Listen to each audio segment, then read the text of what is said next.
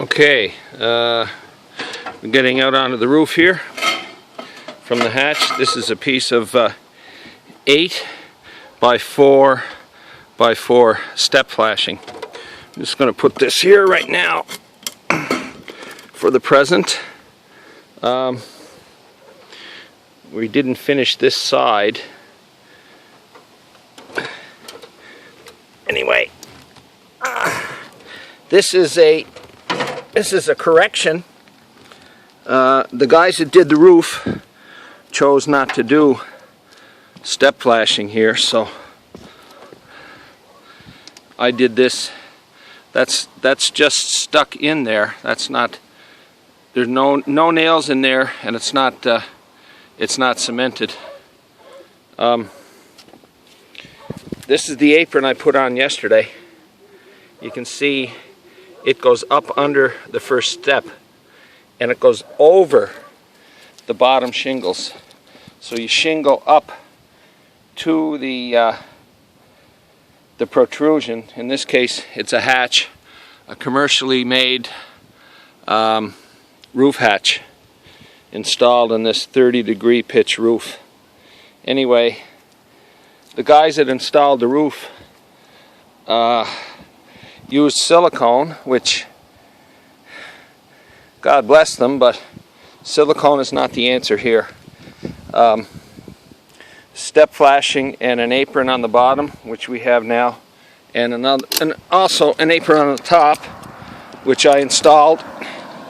You can see where the water gathers there. I don't know if you can see it, but water tends to gather there.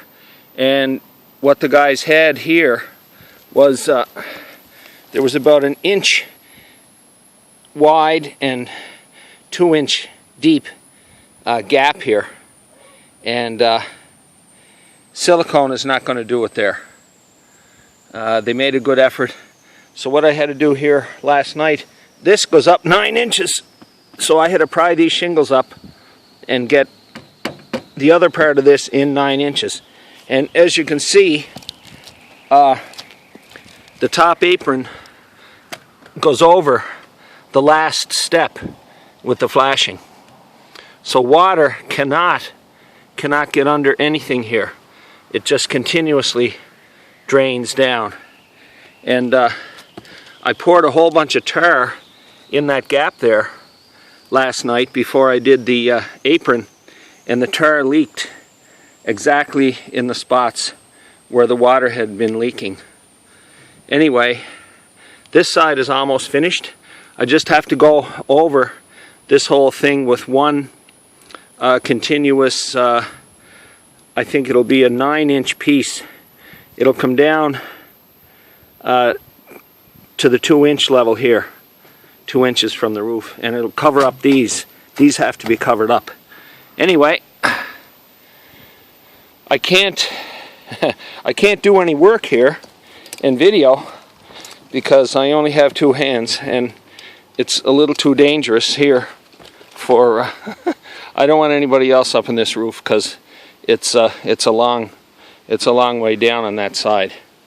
So anyway, the idea here is what I'm going to do next. I have to jam this up a little higher, and then this one will go under.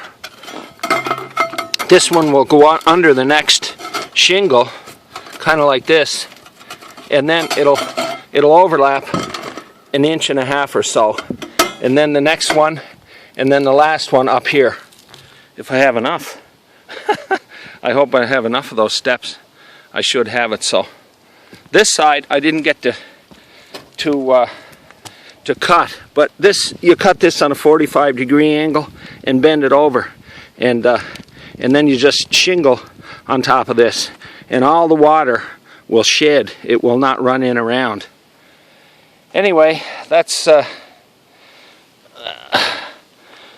the quick rundown of the score here. So not a real handyman type operation. I would suggest somebody like Gillen and Guy, or somebody of that caliber a professional to do this, unless, of course, you're a little bit crazy like I am. Anyway, you should not be seeing this flashing, whoops, protrude here. It's just that when you come along after the roof is done, it's more complicated. Anyway, maybe I'll have another video, if I could, when the job is finished. So there you go. Don't try this at home, folks.